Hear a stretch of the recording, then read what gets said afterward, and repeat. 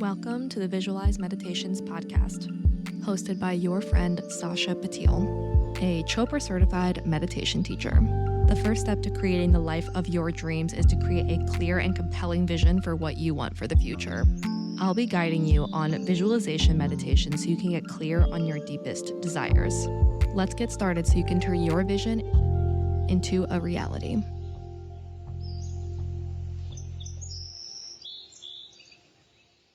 Welcome to the pod.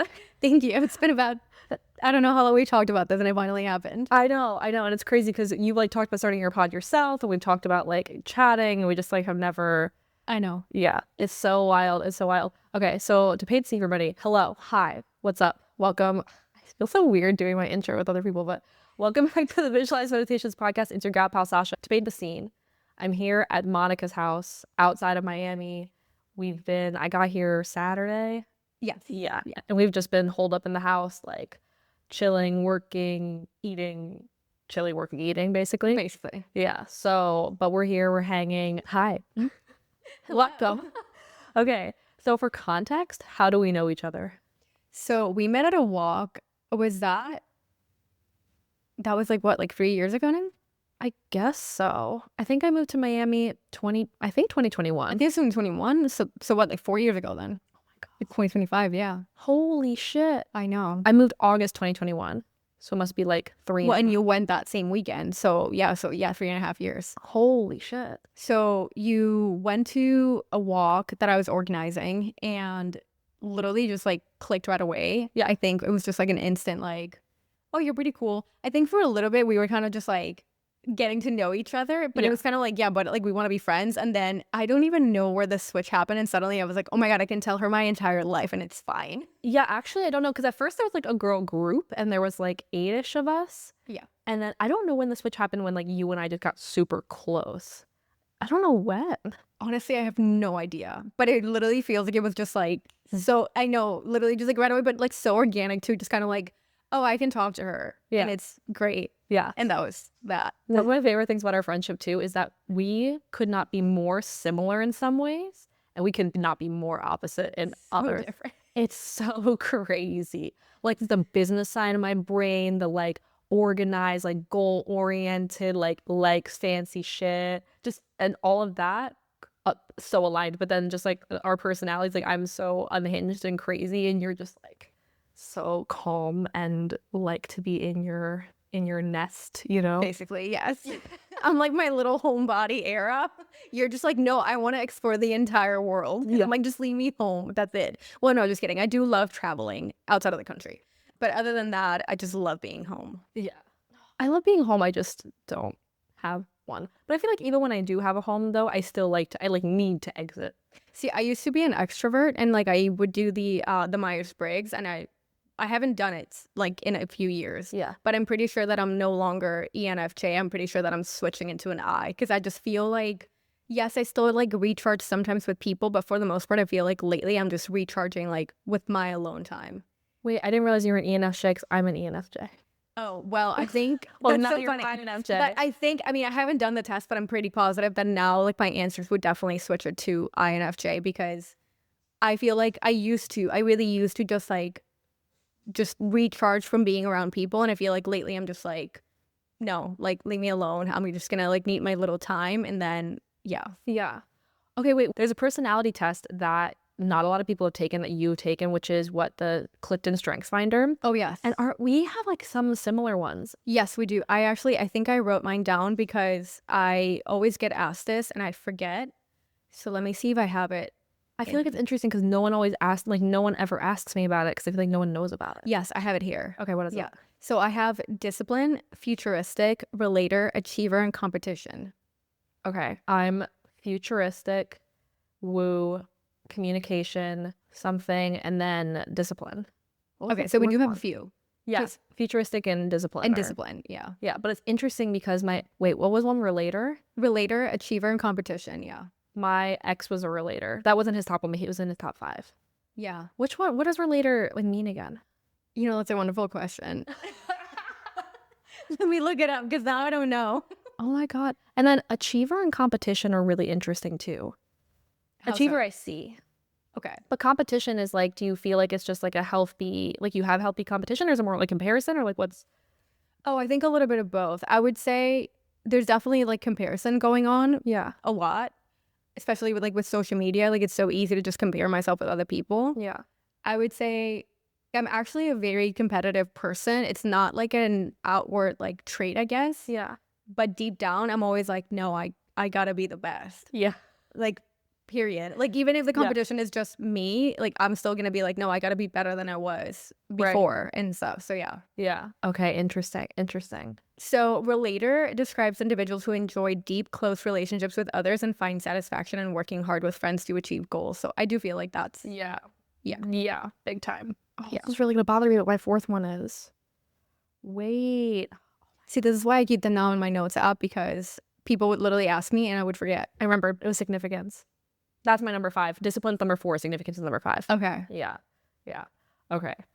Yeah, that makes sense. But discipline, I see it with you too. Like, Yeah. you love the routines, obviously. Well, that's my number 1. So yes. Yeah, very much so. I mean, it itches a good part of my brain too, because that's like the content you're making right now too. Yeah. Which like kind of makes sense. But I think mine's the same too. It's like I do futuristic content with like visualization, like literally that's. No, exactly. Yes. Yeah. But I mean, I feel like when you kind of work in alignment with like your strengths, something clicks. You know, I didn't think about it before like that, but yeah, I think now it makes sense why like lately things I'm just like enjoying them more because I'm doing that. Yeah. Like I'm leaning into my strengths. Yeah, big time. And also this is why you're like a vision board for every screensaver ever, like every month. Everything all the time. Yeah. Like, I have to have a vision board for everything. Even if I'm like thinking of what was it? I was like, I did one. Oh, when I was organizing an event, I was like, the first thing that I need to do is put together like a vision board of what the event is going to look like. And that was just like my first thing. Yeah. That's a futuristic. Yeah. Yeah. And I feel the same way. Like I don't have it as my phone screensaver, but I have it as my computer screensaver. And it's like not crazy to me, but like I love that you do a monthly one. Cause I'm like, the amount of time it takes me to like get one together, I was like, monthly, girl. It's so fun because I mean, what I found the monthly one does is that, yes, I have like my annual goals and all that stuff, but I feel like if I don't check in with myself often, I forget about them or I just kind of like push them aside. And so I think what I like about the monthly one is that it forces me to be like, okay, where am I at? How am I feeling? What do I want for this month? What did I learn last month that I want to bring into this one? What do I want to let go? And then I just put together like these images that inspire me. Like if people see my vision boards or like my mood boards and everything that I do every month, they're not like super clear in terms of like, oh, she's, trying to buy a car this month. Like, no, because I just don't do it as like the literal thing. It's more like, this is how I want to feel. And these images portray that. And so that's what I focus on.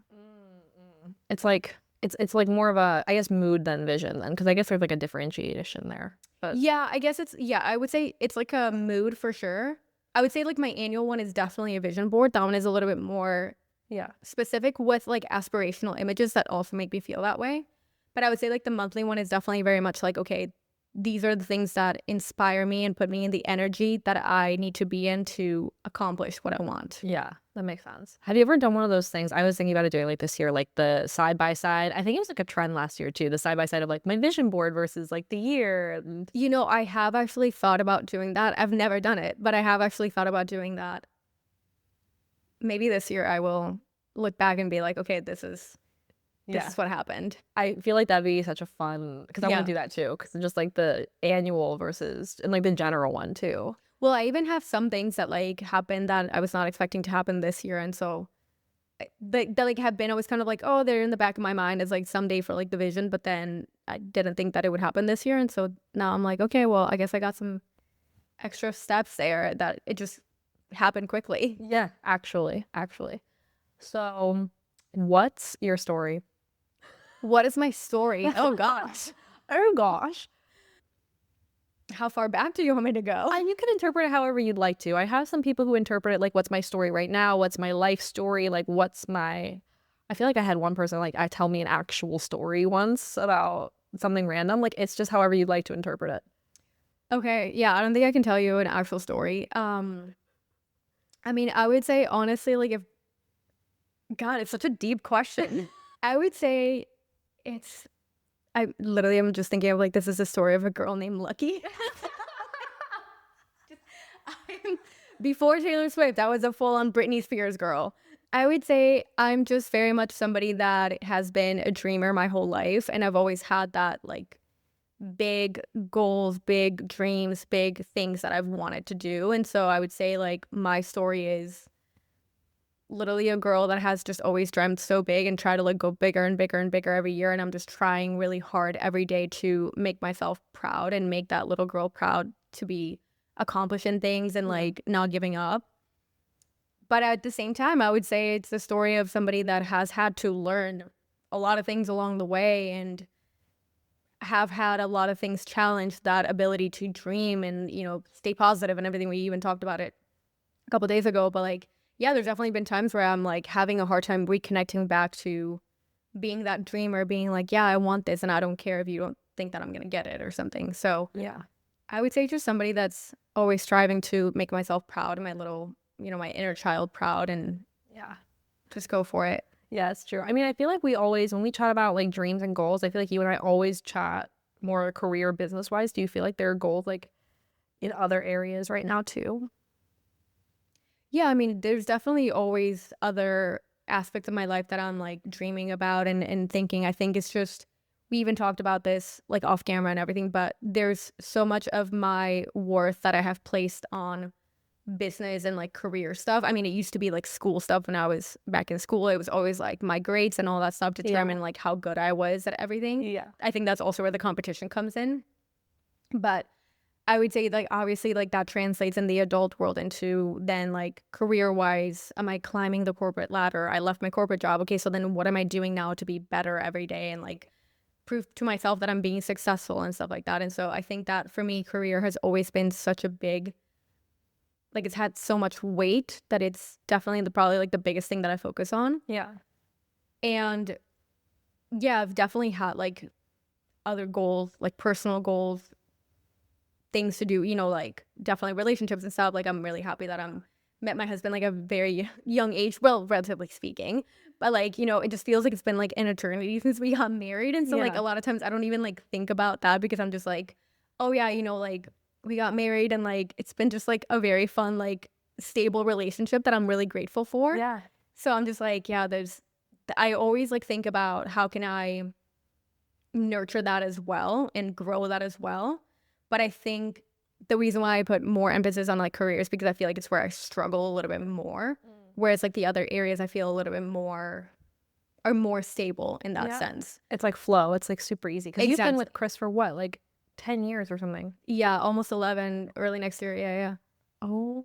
Wait, are you celebrating a 10 We year? celebrated 10 years this year. Oh my God. Yeah. Oh, yeah. That's so wild to me. I know. Yeah. I know. Because I remember the first time I came to your house, I didn't know that you were married. Like, I didn't know anything.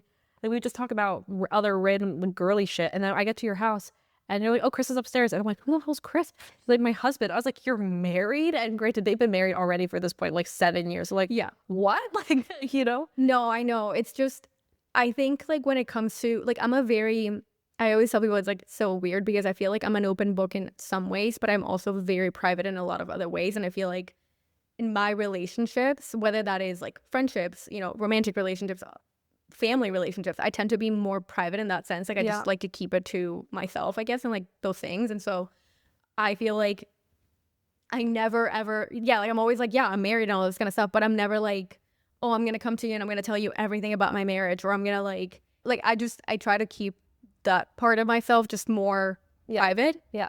But but he's literally, this is so cheesy. He's just like my best friend and I just have so much fun with him. And it's like so silly because people are always like, oh, but you know, your girlfriend's whatever. And I'm like, yeah, but like he's also like my best girlfriend too. Like he just has so much fun and I can just like tell him anything and just like, he just like listens without judging. And that's the fun part is that I can literally come to him and be like, I need to say something that is not nice, but I just need to get it off my chest. And he's like, lay it on me. Yeah. Just like, I don't know. He's so supportive and fun. Yeah.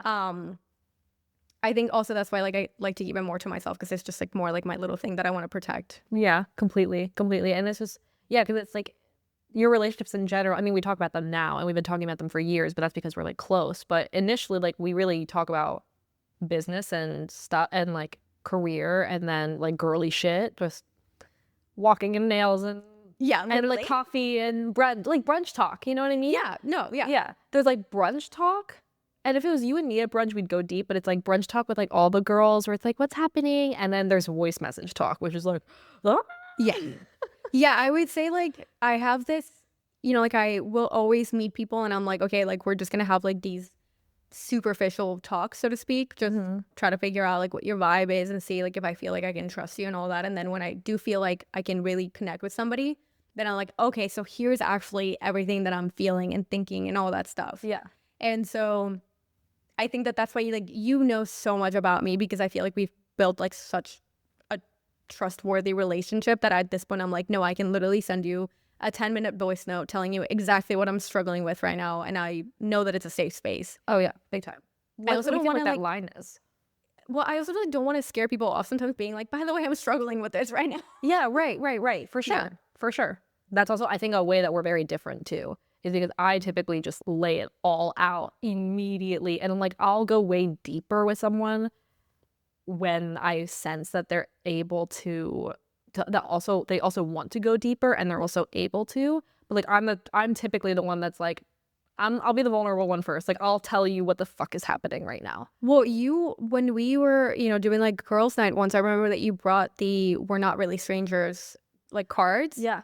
And we got like really deep. I feel like that night like brought us together, like really close together with like a lot of us, but like especially I think you were so willing to be so open that then it like opened the floor for everybody else to be like, shoot, like I can also say everything that I'm going through right now. Yeah. And so I think that obviously you need the other person to also be feeling it and willing to like open up just as much. But I think that because you bring that out of yourself, you bring it out into other people as well. And so I think maybe that's what happened. Maybe like you were like being so open that I was like, I think I can trust her and I can just like tell her stuff. It's interesting because someone else told me that recently, like a new person that I met told me like, oh, when you shared this one story, like I think it enabled other people to open up. And I think like when I think about characteristics and personality traits, I feel like every single one of our personality traits has like a bright side and a dark side. And like the vulnerability, like the bright side is that like because I am vulnerable with people, it enables them and like it gives them the space to open up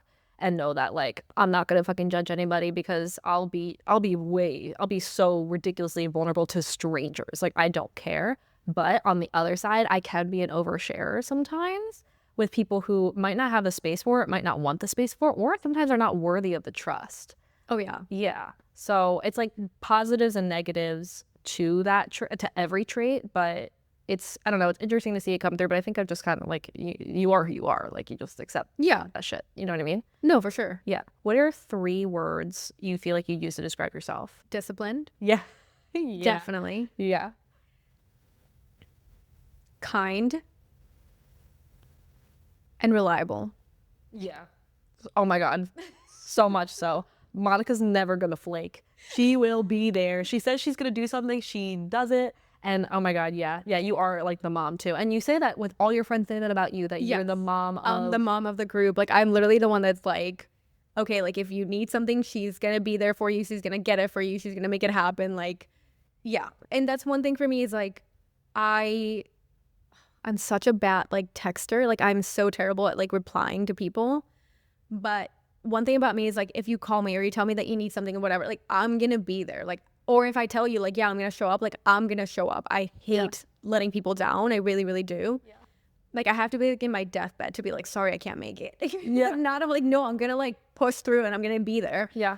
Because I don't know, like I don't ever want to be the person that lets somebody down like that. Like I don't ever want you to look out and be like, oh, I really wish that she was here and she wasn't or something. Like I don't want to miss out on that, and I don't want anybody to ever feel like she wasn't there for me. Yeah, I'm working on the texting thing, but other than that, I'm like, if anybody ever texts me like, hey, I need you, I'm like, that one I'm like, I pick up right away. If not, the other ones I like respond in my head and I'm like, oh, I didn't actually type it. Well, I feel like we have the relationship, and that I think like that's, I don't know when we started doing the voice messages, but like that's when we got super, super close. And when I left Miami, I wasn't even worried about our friendship because so much of our friendship was already via voice message. And it's like, and it really doesn't feel like anything's changed. Like we've talked, like I just see you less in person, but we still talk the same amount because we're like voice messaging. But like, I know it's like this unspoken thing, like you will get back whenever, And it's just like whenever someone has the space for it. But that's like the thing I love about voice messages. You can just get like a little podcast. So what the hell's happening in my life? And you're like, Sasha, what the fuck are you doing? Like, are you okay? No, the answer is no. But I also appreciate it because like the voice note gives you more of that, like, I feel like background story of everything, because you get to actually dive in deeper versus I feel like when you're texting, you're like trying to just be so concise and everything. You also don't like hear somebody's tone, right? Like I could be saying something and you don't know if I'm actually excited about it or not. Like there will be times where you send me something and I'm like, are you good? Like you didn't sound very excited even saying that. Yeah. And you're like, yeah, actually like this was happening, blah, blah, blah. The funny ones that I do enjoy is like the ones that you literally will send me when you're like, I'm like, she's 1000% so high right now. And then you'll send me like a follow-up being like, by the way, I was so high, so I don't know if that made sense. So if it didn't, just let me know and I'll like say it again when I'm sober. And I'm like, oh, like I could tell. Yeah. But I would never know via like just a text, you know? So it's like different. Yeah. So I appreciate that. Plus I feel like one, it makes it easier. So if I'm like doing something else, I can just literally like grab my phone and like talk at the same time, or just play it while I'm doing something. So I'll just be like walking and I'm like, you know what? I'm going to go on a walk and just listen to this like 15-minute voice note that you sent me. Literally. So it's perfect. Yeah. Yeah, it's super easy. What do you feel like is, like, how do you get to that level with somebody versus like sharing like the surface, and then like how do you differentiate when it's time to go deep with somebody?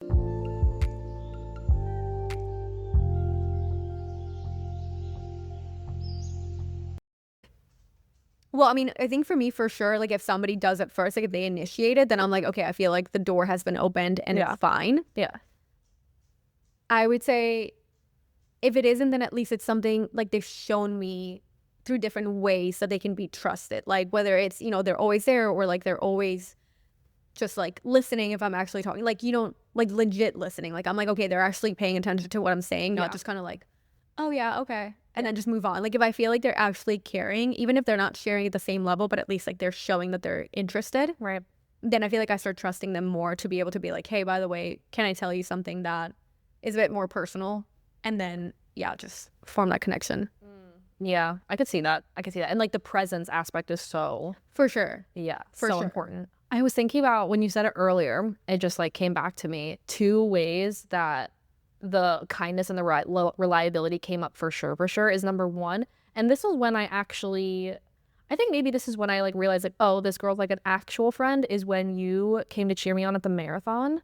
I felt that was so fun. Full of like, because also like I was new to town. I had friends, but like not like super close friends. Like the girls that we were hanging out with in that group were probably like my closest friends in Miami. And like, it was still very surface level too. Like, oh, and a lot of those relationships, actually all of them except for you, stayed at like a very surface level. But when you came to cheer me on at the marathon, I was like, oh my God, like I actually have friends who are like here to support me. And also, now that I'm thinking about it again, you brought me like randomly because you guys couldn't make it to, or I had a shared birthday with another one of the girls in the group, but I didn't want to do what she was doing. And I was like, okay, I'm going to do my own thing. And you guys brought me a freaking birthday cake to my apartment. And first of all, still mad about that because my ex ate the entire thing and I didn't even get to try it. I know. When you told me that, I was like, I am gonna kill him. Literally, it was an issue like that was happening with the food all the time. And we had a system eventually, but that was the trigger for the system because I was like, I finally have fucking friends that care enough about me to bring me a motherfucking birthday cake and you eat the whole thing? What? I didn't even get to try it. Whatever. Doesn't matter. So like, but like the kindness and reliability, but then also when I was going through my breakup, like you were the first call. And I'm like, well, like the first call where I'm like, I need to get out of here. Like, can I please come crash? And you and your husband happened to be leaving for that weekend, which was fine because I literally sat on your couch for 4 days straight, didn't eat at all. Like my only rule was to just like leave the house once a day. And I like didn't eat. I was like, no, shower once a day and leave the house once a day. And I literally sat on my couch binging Call Her Daddy and on the phone with like family and friends for 4 days straight. And it was just like, just the fact that you were like, immediately come over, we have a room, stay, no problem. And it was like such a fucking crisis. Yeah. Yeah.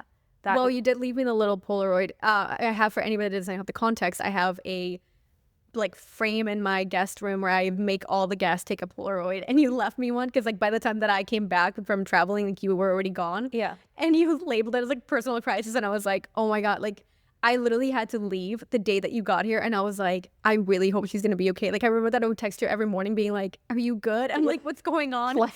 Keep an eye on the camera in the house when you would leave to go on a walk, and I'm like, okay, she's like moving, she's getting up, she's doing stuff, because I was like, oh my God, I feel so bad having left you just like that.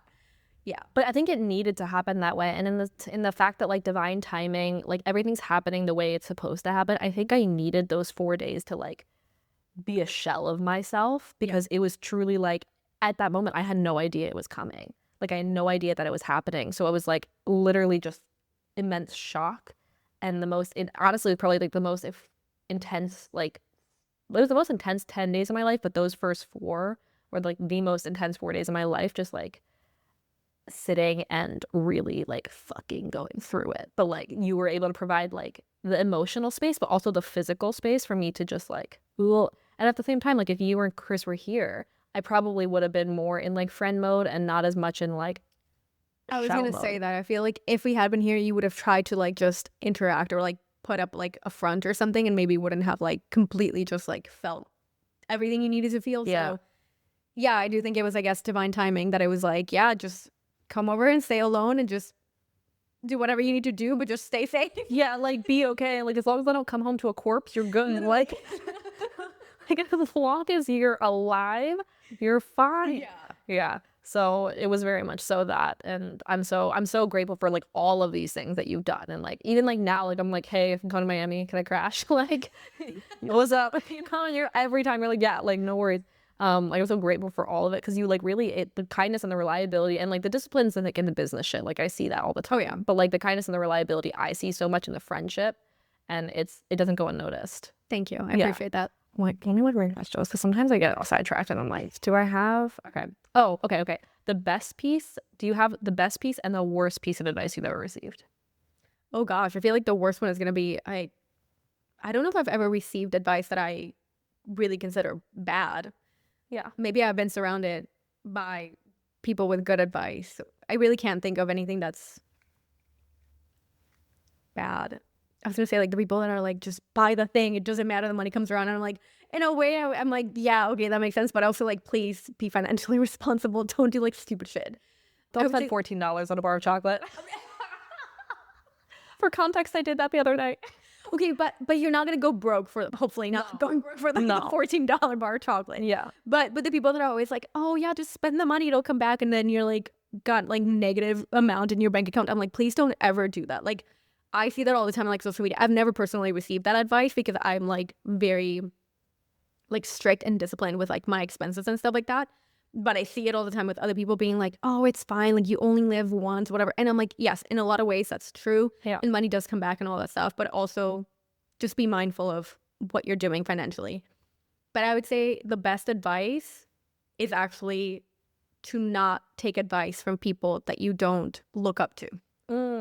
When I heard that, I think it was now like 4 or 5 years ago, when I was talking to a friend, and I was telling her like all this stuff, whatever. And I was like, yeah, but this one person like thinks that I shouldn't do it and whatever. And she was like, do you look up to them? And I was like, no, not at all. And she was like, then why would you listen to somebody like that? Yeah. She was immediately like, you should not be taking advice from somebody that you don't actually admire their life, and you don't actually, you know, think so highly of them that you would want to be like them or like grow like them and things like that. And I was like, that's so right. So I would say whatever advice you receive, make sure that if you're going to take it, it's from somebody that you actually admire and you actually look up to. Yeah, in that area too. Because like, someone could give me, like if you're giving me relationship advice and you're in a shitty relationship, or, I mean, single, I think is a little strange, because it's like, I feel like I'm single, but I could give relationship advice because I've had, like, I would consider my like last relationship successful because they were so long, and like, well, and you've had experience. I've had experience. Yeah. So like with someone with experience or whatever, but like, you know, like don't take relationship advice from someone who's not in a happy relationship, or don't take health advice from someone who's not in a good space in their health, or, you know, financial advice from someone who's broke. Like, but let's say the broke person has a super happy, healthy marriage. Like, of course, sure, like take marriage advice from them if it makes sense in that area. But yeah, it's true. What did I hear once from, especially like more business side, but you should only take advice from your mentors, your clients, and your gut, like your intuition. I like that. Yeah. You know, the intuition one is hard. Like, I feel like it's sometimes hard to truly like trust yourself like that. Like I've gone through that so much where I'm like, yeah, my gut is telling me this, but I don't know how to actually trust it. And one thing, since we like talked about like personality tests and stuff like that, well, this isn't really a personality test. It's just more directed on like based on your date of birth and all that stuff. It's the human design. Yeah. Okay. I haven't done this. I have not, but I should. You really should. And it's so simple. Literally all you need to do is just input, well, as long as you know your date of birth, time of birth, and location. Yeah. So if you know that, it's so easy. I know what I'm doing tonight. Okay, well there you go. Yeah. Because we need to discuss this. We need to discuss this, yes. This would be something that like I would definitely love.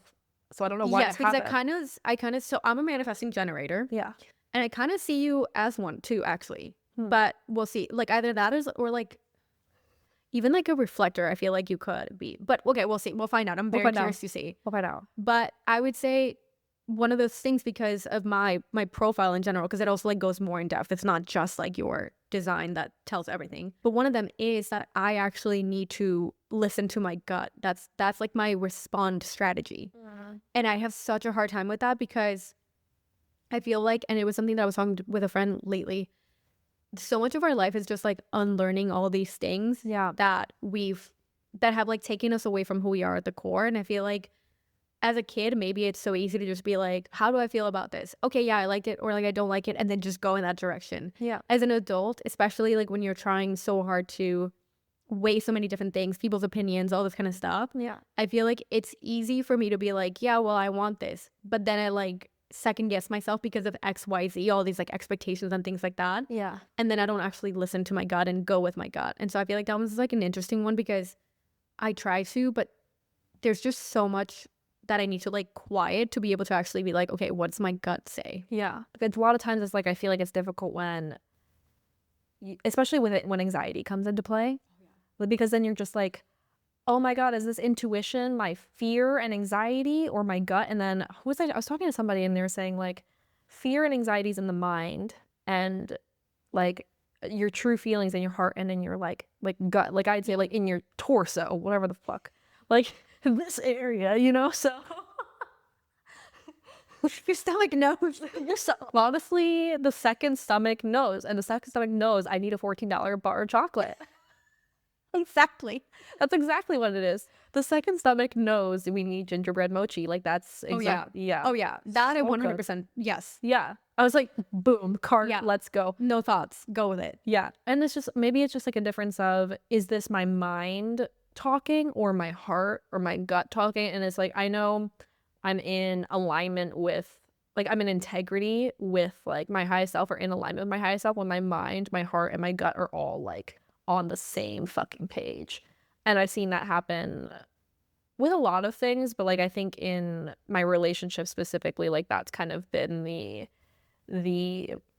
thing. And in a lot of ways it's a lot easier with other areas, you know, like with, I mean, business, sometimes I can overthink it a little bit, but that's more just like I know what I want to do, and like gut wise I know it's just like getting the thing, and honestly it's more bandwidth than anything else. But with the relationships, because the only thing I can like think about is I was really, for those 10 days I wasn't sure if I was going to stay or not.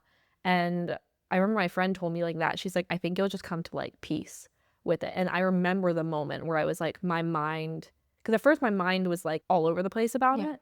And I was like kind of going in circles, and it was like my mind, my heart, my gut were all like, you're done. And then it was just like calm, peace, just felt completely free of it all. But like, it's like when all of that happens, it's like, oh, okay, you're in fucking alignment with your thing. Yeah. But then sometimes it's like the mind and the anxiety is like, you know, like, yeah.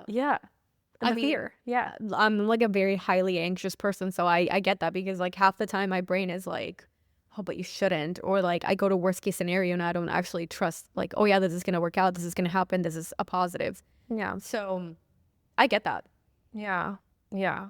Who was I? I was just on a recording actually before this, and the guy, he wrote a book, and I don't know if it's come out already, if it's going to come out, and it's called Answering Anxiety, or Answer to Anxiety, or whatever. I want to read it, but we can I need that. We can book club it. But his approach to it was super interesting, because he talked about how also his name is James Treadway, for anyone listening, Answer to Anxiety, or Anxiety, some shit like that. And he was talking about how the anxiety comes from there's two types of nervous system, like parasocial nervous system and the No, there's parasympathetic and the sympathetic nervous system. Yeah. Yes. And he's like, when you're in anxiety, it's typically because your body's in fight or flight and in the sympathetic nervous system. And he goes, when you move into the parasitic nervous system, like you can make a decision from that place. So he's like, if you're feeling like highly fight or flight, like do anything you can to move into Parasympathetic. Parasympathetic. Yeah, that word. And he's like, if that's yoga or moving your body, going into nature or like a meditation or breath work or something, like moving into that and making a decision from that spot. And he said, like, people with anxiety, it's like a feeling in them that they don't feel safe.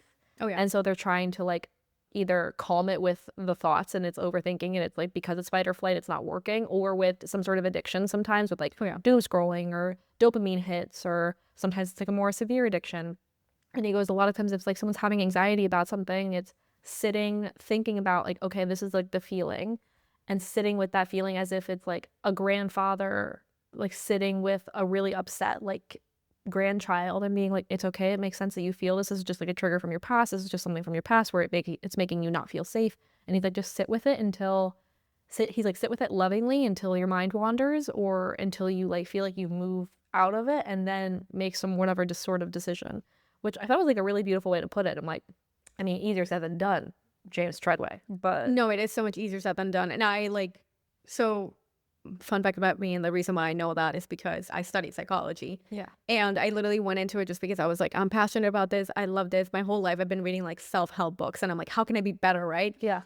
But I know full well that I have so much anxiety and that I deal with so many of those thoughts and all these other things. And so even like when I was studying it, I was like, yeah, it's like so simple. You just, another alternative is like you name it, right? And then you can talk to it kind of like something like that. And then you're like, yeah, like it's okay, you know, like Sasha, it's okay. I understand your concern, whatever. Talk to it, like nurture it type of thing. But it's like so easy to forget to do that when you're right in the middle of it. Yeah. Because yeah, you're literally in this fight or flight. You're just like, I need to act right now, or like everything's just gonna break down and nothing's gonna work out, and you don't see it. I think the biggest struggle is being able to say, okay, I'm having anxiety. I need to take a moment to address this and manage this and handle it properly. Yeah. And I think that that's been like the hardest part, is also being so aware of all that and knowing all the tools and everything, but having a hard time in the moment just using it is probably one of the hardest things. Yeah, because when you're in the moment and you're like in the middle of the tornado, you're like, wait, what is this breath work thing I'm supposed to do? You're just like so in it that you can't see the bigger picture of like what it actually is, which is kind of the challenge. I feel like it's the same thing with when you're reacting to someone in your relationship. Like if you're super, super angry and you have like a very reactive response, like you can't do all these like tools when you're like, or you can, but it's very difficult and it's a muscle and a tool. But like when you're in the middle of it, you're not being like, hold on, let me do my nonviolent communication tools while you're like about to punch someone in the face. Like, yeah. Like how do you do that? It's gnarly. Let's see what else I have. Okay. This one I think is interesting because you had such a shift this year, but wait, 2 questions. One that's not on my list, but I like to ask people, especially some like females who have started their own businesses. What is the biggest thing you've learned about yourself since starting a business? And specifically this year since going like full time with your business too? I would say this is like interesting because I feel like I've learned it in the sense that I've finally accepted it, but it was something that people always told me like almost my whole life, like my whole, I would say like late teenage adult years, I've been told like, you should start your own business. You have like all the qualities to, you know, keep going and like organize yourself and be disciplined and be committed to it and work hard and all this stuff. And I was always just kind of like, yeah, whatever, like sure thing. That's just what you see. But having done it now, I feel like the biggest thing that I've learned is that I do have all those skills that are needed to start a business and to maintain a business. Because I feel like a lot of times people will just do it for whatever reason. And, you know, I'm always all for like everyone should do whatever they're passionate about and whatever they enjoy and things like that. But I don't think a lot of people take into consideration how hard you have to work and how you, like, I know that there's the saying of like, oh, I didn't want to work for somebody else, like, you know, 40 hours a week. So I ended up becoming self-employed and now I work 24/7. that's literally what it is. Either your brain won't stop or you're actually doing the work, like whatever it is. And so I think that what I've learned is that I do have what it takes. Like for the longest time, I was just like, oh, it's just what people say and that's it. Yeah. But actually having done it now, I'm like, okay, yeah, I do have actually, that discipline does come in handy. The ability to be organized and, you know, stay focused is also something that is important. So I would say, yeah, that's like one of the biggest things is like I've learned to actually accept like those things as my strengths and things that have benefited me in this process. Yeah. And just grateful that like I've actually done the thing and that I'm like sticking with it and trying and putting in the work so that I can actually see it flourish into whatever, you know, whatever it turns into. Yeah. Yeah. Because you even talking about it for years. So long. For so long. So like literally the entirety of our friendship. I'm like, Yeah. when are you quitting your job? You know, like Yeah, it's no, time. literally. Yeah. And I always tell everyone that. I'm like, just quit your job. And you're the only one that's like, yeah. And everyone else is like, why are you saying this to me? Like, I like stability. Yeah. Yes. Yeah. So I don't know. But okay. That's so interesting. What do you feel like in the last year? Because we're at the end of 2025. I was about to say 2024, but we're not. No. We're at the end of 2025 now. What do you feel like is the biggest lesson you've learned in the last year?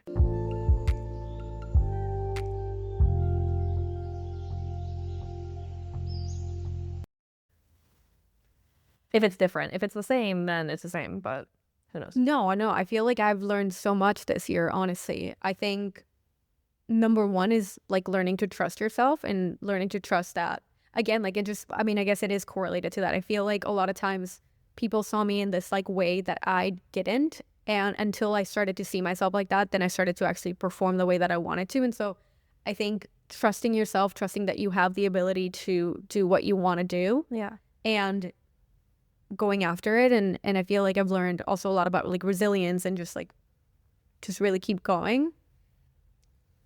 And honestly, like it just sounds so cheesy, but like it really has been a reminder of like life is too short for you to just like stay somewhere where you're uncomfortable or not feeling aligned. Like truly it's been a lesson in alignment in terms of like, for the longest time, I felt like everything I was doing was feeling so forced because it just wasn't something that was making me happy in any way, shape, or form. Yeah. And then when I started doing a little bit more of the things that I enjoy and that I'm passionate about, especially like the past like 3 months, I would say I've started to see a lot more growth and feeling aligned in other areas of my life, like still career-wise, but like in different ways. Yeah. And so I feel like that's also been like a huge lesson of people are not lying to you, or it's not just like, you know, this woo shit when they say like, hey, if you're aligned, things do fall into place. Like, no, it's true. Like when you start operating and like doing things that feel good to you and that, you know, like you feel like you're making an impact in someone's life or whatever it may be, like that's when everything slowly starts falling into place, because it's like, okay, you're following exactly what you're supposed to be doing. Yeah, completely.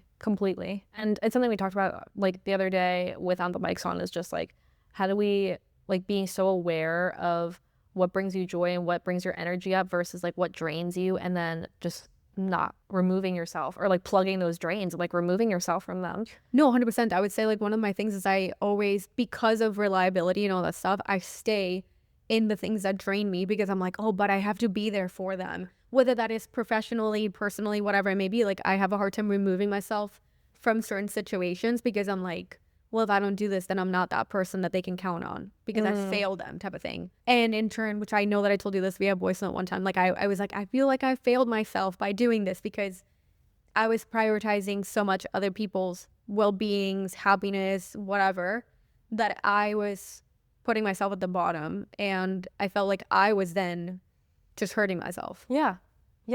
I mean, it's been interesting to watch like the shift, because you always used to say it and talk about it, but then to actually watch it in action is so different, because you are preaching it, you know, like do the things that feel good and that like fuel you and whatever, but then watching you actually make the shift and watching you actually take the action on it is such a different, first of all, energy of what you're talking about, and two, like a different ball game. Oh yeah. Yeah, for sure. Is there a childhood dream that still lives within you? It's, oh my God, these are so cheesy. When I think about what I'm going to say, I'm like, this is so cheesy. And I think that it comes back with like how we started this, talking about just like I think I have a million dreams, honestly. Like, I will say, like, I'm 1000% a dreamer. I really do always think, like, even if I don't always vocalize it, I am always, like, in my little bubble of, like, I have this dream and this dream and this dream, and I'm going to make them all true somehow. Yeah. I feel like I know that right now I'm, like, self-employed and all that stuff, but I still feel like there's more growth for me in this area in terms of accomplishing, like, the visions that I've had since I was young. Yeah. And so I think that, the dream of self-employment in an even more aligned way is still a dream that I have that lives within me, that is, like, I'm proud of myself, and I know that I'm making, like, my 5-year-old self proud, because I'm, like, I took that leap and I'm, trying it, but I still feel like I'm not 100% doing what I would love to be doing, and so I know that I'm working towards it. So I think that dream is still, like, it's in progress. There. Exactly. And it's, like, it's still, I'm working on it. Did you, like, dream of being a little entrepreneur at, like, 5? Oh yeah, 100%. I always told my dad, I was like, I'm not working for anybody. I am gonna be, like, my own boss. I'm gonna figure out my stuff. And he was like, yeah, you got it. He was like, you're gonna do it. It's totally fine. Yeah. So, like, ever since I was a little girl, I was like, I am not gonna be working in an office for somebody. Like, if I'm gonna have a boss, it's gonna be, like, my customers are my bosses that I need to, like, work hard for them type of thing. And obviously, like, life takes turns and you have to try different things and you adapt, right? And so, yes, I did do the whole corporate thing for a decade, and I learned so much, don't get me wrong. Like, I do think that without those years, I wouldn't do things the way that I do now, obviously. Yeah. So I'm still so grateful for that experience. But I feel like always at the core, I've known that I just cannot work for somebody. Yeah. Not because, like, I'm hard to work with. I would like to think that I'm not. Yeah. But, like, I've always been of the belief that I'm gonna make my own dreams come true versus working on somebody else's dreams. And so, like, that was the thing that always got to me, was, like, I'm all for everybody wanting to do their thing and having their own dreams and whatever, and I will help you get there as long as it doesn't mean I'm sacrificing my own dreams to help you get there. Like, if we can somehow find a way to work together so that I can, like, help you get there, 1000%, like, I'm happy to. Yeah. But I'm not gonna put mine on hold just so that I can get, like, a comfy paycheck and get you to where you want to be. Right. That makes complete sense. Damn. I love that, like, little Monica was like, I'm gonna be a CEO.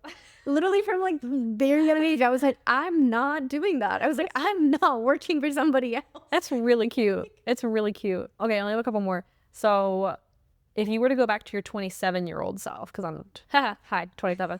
If you were to go back to your 27-year-old self, what would you tell them? Okay, well, let me remember. So that was technically 4 years ago. I was basically just after the pandemic. Oh my gosh. Oh my God, it's so crazy though, because, like, I feel like the pandemic was such a transformative year for everybody, but, like, definitely for me, I feel like it taught me so much about health, well-being, learning to be comfortable in your little space. Again, like, I was such an extrovert before the pandemic, and then after that I kind of, like, learned to just be with myself, and I feel like that really taught me that. But honestly, I would just tell myself, like, just keep going. It gets so much better, because truly, even in the past 4 years, so much has changed for the better. Like, I look back at where we were 4 years ago, like, even, like, thinking back with, like, my husband and everything, and I'm like, we've, like, all these things that we were talking about having, I feel like have happened. And it's just, like, so crazy that, yes, it's been 4 years, but at the same time, it's only been 4 years. So I'm always like, there's something about the 30s that just, like, changed me. And I know, like, that's different than 27, but I would basically just tell my 27-year-old self, like, just keep going, because it really is going to be so much better. Like, you may feel like the world, literally the whole world is falling apart. Yeah. But there is still, like, so much good, and there's still so many positive things that are happening, and so many positive things that are going to happen to you personally as well. And truly, like, it's just so cheesy, but to me, the second that I turned 30, there's, like, something that just, like, switched in my brain, where, one, yes, I still somewhat care about people's opinions, but it just significantly decreased. Like, suddenly I was like, you know what? Like, I really started taking to heart that advice of, like, if I don't want to be like you in this area, I'm not going to listen to you type of thing. Yeah. And so I think that became, like, a big thing.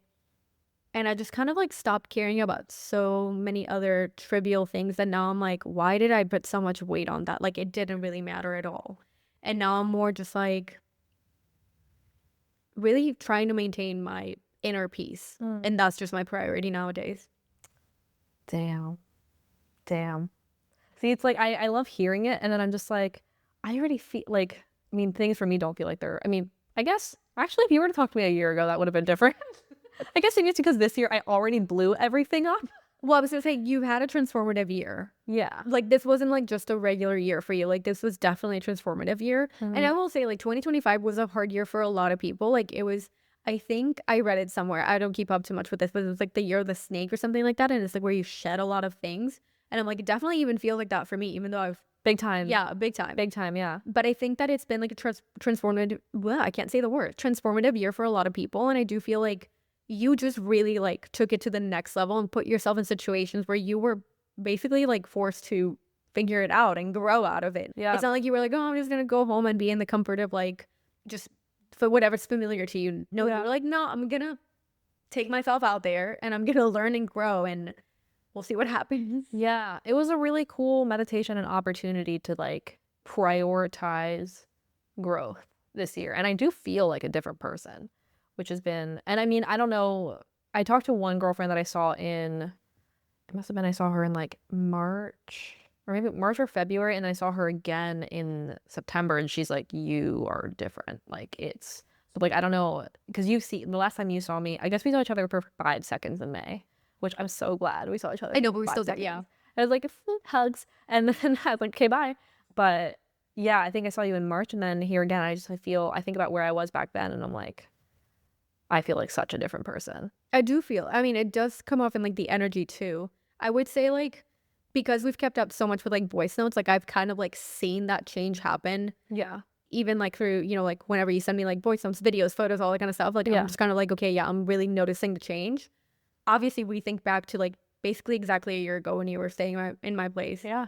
And you were having those like 10 days of a breakdown. I obviously like complete 180. Like I do feel like it's changed so much, but I do think that there's so many other ways where you've learned so much about like managing what you want and what you're expecting out of people, but then also like the reactiveness of it. Like it's also like really changed. Like you're kind of being more like, you know what? Like I'm just gonna totally understand that this is more on them versus on me, and I'm just not going to take it personally and I'm just going to move on. And I do feel like that has been a huge growth for you. Yeah. Yeah, big time. It's been interesting. Like my relationships to people have definitely shifted. And it's been interesting to see the ones that like are more aligned to the ones that are not anymore. Yeah. Yeah. And I mean, we talked about that not long ago where it's like your adult friendships definitely change, and because you change too, right? And the other people also change. And so like things, yeah, might no longer be aligned. And it's one of those things where like it's really hard. Like I do think that friendship breakups are really, really hard, but there's times where you're like,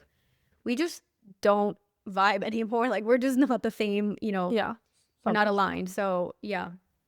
So much. And I read this like one study that showed that every 7 years you circle through, I think it's like half of your friend group or half of the friends in your life. There's something about 7 years. I feel like 7 years is also like the taste buds, the 7-year itch, like all this kind of stuff. Literally. It's like, yeah. Well, it's because every cell, well, like my theory, but I think it's true. So let's call it a science, but it's actually a theory. Every cell in your, well, the whole reason behind the taste bud thing is that every cell in your body, they're changing all the time. But every 7 years, like cellularly, you are a completely different person. Yeah. And that's why you see so many, taste buds change every 7 years. Like my relationship ended basically 7 years to the day that we met. That's so crazy. Like to the day we met. Like not the day we became like official, but like when we first met each other, 7 years later, almost to the day we split. But still, it was kind of like one of those things where it was like, okay, you both are now different people, and like it just isn't working. And that's exactly what happened. Is like we were different, became different people, and then it was like really, really slowly, and then all at once. Yeah. You know, we wanted different things, and like that's totally cool, you know. And but like even taste buds and like your friend group and everything, you just become a new person, and like it's the same thing as a snake, like shed layers and evolve. And it's like it's painful and there's grief in it, and there's like allowing myself, and I think that people in general should allow themselves like space to grieve the loss and the change, because change is painful and it's growing pains for a reason. Like it can be painful, and allowing yourself the space to like grieve that, even if it does feel good to like move on, let go, evolve, like it still is painful to like let go of friends and let go of relationships and even foods. So I used to like this and now I don't anymore. I don't know if I'm ever gonna like a raw oyster, but it's fine. Yeah, and you know, just like it's okay to like give yourself the space to process that. And I think that's where a lot of people get stuck too, is like for me, and my bet is that you probably feel the same way. Like sometimes it's just like I want to feel joyful and I want to feel happy and I just can't feel the thing. You're like, but the answer is to like feel the thing. No, 100%. I would say like that's actually also been a lesson this year, is like I feel like sometimes I've been trying to force so many things and not allowing myself to feel down when I need to, or like feel, even like, you know, with entrepreneurship, there's just so many times where you are going to doubt yourself. You're going to like question everything. You're going to, you know, and I do feel like at the beginning I was just kind of like, no, Monica, like you made this choice, so you're going to be okay with it, period. Like don't question anything. Yeah. And then slowly I started kind of letting myself like just feel those things and kind of be like, okay, where is this coming from? Like, why am I feeling this? Is this actually, you know, is this ego? Is this just like legit something's not aligned there? Like what's going on? Yeah. And I started to just really like more allow myself to feel those things and cry if I needed to. I feel like I've cried more than I ever have this entire year, honestly. But just really allowing myself the space to feel those things and experience them and have the doubt if I need to or whatever, so that I can really release it and then be like, okay, we felt all that stuff. Yeah. We, you know, are letting that go and we're going to move forward more strong. But yeah, I've been, you know, always trying to like control how I feel and all this kind of stuff, but I don't allow myself to, or I didn't allow myself to feel anything if it wasn't positive. Yeah. But then you also like, that could also be a source of anxiety too, where you shove the feeling down and then the feeling is hello. Yeah. It comes back stronger. Yeah, it comes back stronger. And then it like stirs up all the freaking anxiety in you. And it's like this endless cycle. And it's like, okay, at the end, just like feel the thing. It's okay to feel the grief. It's okay to feel the sadness. And like any day spent on your emotions is a healthy day. Yeah, 100%. Yeah, like have a day and cry, you know? It's good for you. It's good. It is. It is. It really is just like a way to like let go of that stuff and release it. Sometimes you need to go cry. Seriously. There's literally times where like my husband will come home and he's like, are you okay? And I'm like, no, I really need to cry right now. And he's like, but what happened? And I'm like, I don't know. I just really need to like release all this stuff and I just need to cry. So I'm like, I'm just going to go put myself in a corner and literally cry. And I'm like, and don't worry about me. I'm fine. But I just need to cry. Yeah, actually. Yeah. Actually. And there's like so much release in it. Oh, if future you were to come back to this moment, what advice would you give yourself? I think it's the same one. Like, just keep going, honestly, because I feel like really there are so many times where you're like, I just want to quit. Like, this is getting so hard, or I'm doubting myself and all this stuff. And it's like all those times where I've said that, or like I've thought that, but I still kept going. Yeah. Then I look back and I'm like, why was I stressed about that? Why was I, like doubting it, whatever. So I think it's just really just keep going and trusting that things are going to unfold how they need to. It may not be like the timing that I expect, which I think is like one of the hardest things, especially as somebody that really does try to control so much, is knowing that whatever I want to happen may happen. It may not happen as quickly as I want it to, or it may happen way quicker. faster. Way Yeah. faster. Yeah. Way faster. And you also sometimes have to adjust and be like, oh shoot, like that was a lot faster than I was expecting. Let me like, what the hell do I do now? Yeah. And so I think it's just one of those things where it's like, just literally just keep going. What is it, like the Nemo thing? Like just keep swimming or whatever? Just keep swimming. No, Yeah. truly though. Like it's just keep going and keep putting one step in front of the other and trusting that if you are following like what you truly want to do, Yeah. it's going to work out one way or another. Like I recently read a book that was not in any way, shape or form like a self-help book or anything. It was like a romance book. Yeah. Yeah. But like there was this one thing that stuck out to me, and it was like this one guy, because it was like this girl saying that she had like all these dreams and whatever, but she felt like she was gonna fail and all this stuff. And this guy was like, you like, if you don't want to fail, then just don't fail.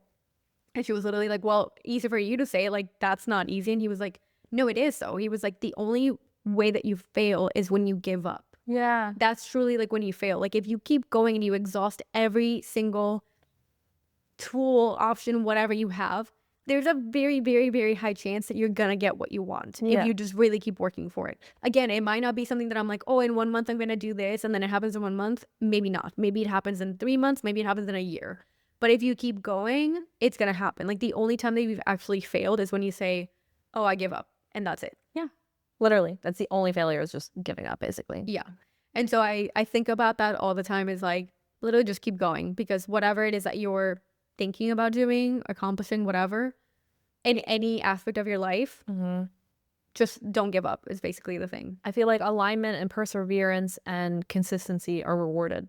Yes. Yeah. 100%. Yeah. I think people don't understand the like benefit of staying consistent and staying consistent over time, a long period of time. Like they just think that even if we take it to like a workout program or something like that, they're like, oh, I just want to like, you know, like run a 5K or whatever.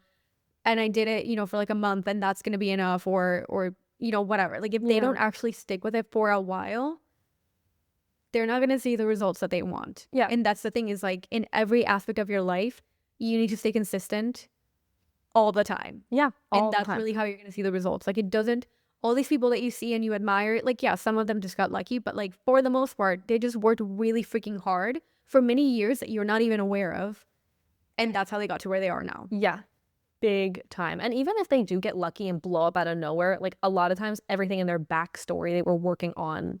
Yes. Yeah.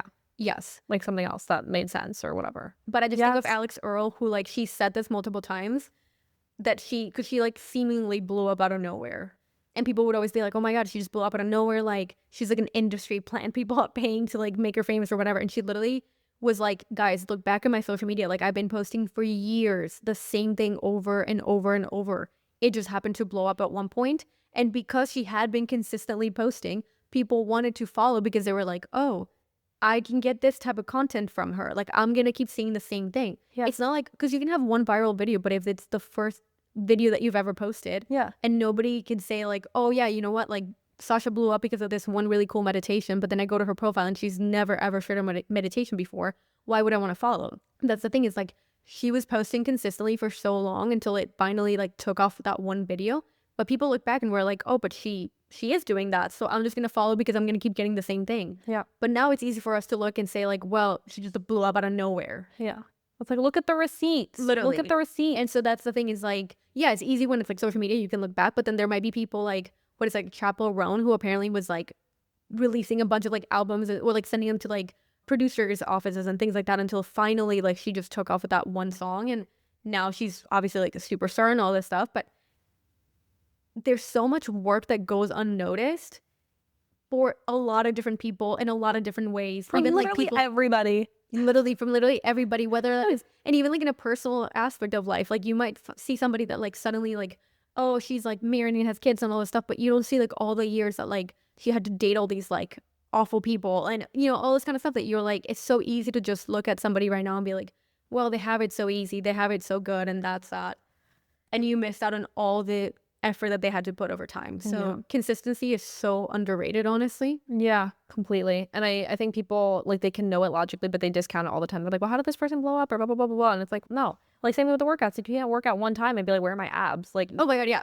Like abs come after literally years. Yeah. Like, hello? Yeah. It's, you know, and same thing with the relationships, same thing with everything. And I think people, even now, like I get a lot of comments from people who like in my real life who are just like, oh, it must be with all the travel, like it must be easy and blah, blah, blah. And I'm like, what? Like, it's like, just because something like looks easy when you're portraying it that way, like you don't see all of the breakdowns. You don't see like me crying into my laptop. Like you don't see that. You don't see me like working these insane hours to make sure everything's done, to get the travel logistics done and the 9 to 5 in the business and all that. Like you don't see any of that. You just see like the pretty pictures online. Yeah.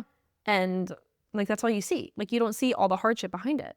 No, 100%. And it's so easy to like discount that as well. And I feel like because we don't often talk about that part, right? Like we try to just be like, yeah, this is the final result. But then the thing is like nobody, like people will always be like, oh yeah, well like you're not being real on social media or whatever. But then it's like, okay, but also when you show the other side, then people are like, oh, but you're being so negative. And it's like, okay, so what do you want, right? So it's like, I think it's just like so important to just more like look at somebody, and if they're doing really well, instead of being like, oh, this is so easy and blah, blah, blah, just think more about like, oh, that's inspiring and I want to look up to that and I'm going to work hard to be able to do something like that too. Yeah. Knowing that it might take you a while, or knowing that you might get really, you know, lucky and everything just happened. And there was a quote once that somebody told me, and it was like, luck is when preparation meets opportunity. And it's literally like, if you're prepared, if you've done all the work, if you've been consistent on all this stuff, and you have that one opportunity, yeah, it looks like Boom. luck, but it's like, actually, no, you've put in all the work and it just aligned perfectly. And that's when the magic happens. Mic drop. Basically, boom. There you go. Okay, well, this is it's funny because we talk about this shit without the mics anyway. Yes. Yeah, but it's always so fun to like sit down and like have a record of everything. But oh, thank you so much for coming on. I love it. Thank you for having me. I know it's been a long time coming, but we did it. We finally did it. I hope you enjoyed this episode of the Visualize Meditations podcast. Please follow, subscribe, leave a review, all of the good things. If you want to connect more, you can find me on TikTok and Instagram at Visualize Meditations. So what are you waiting for? Get out there, create the life of your dreams, and we will see you next week.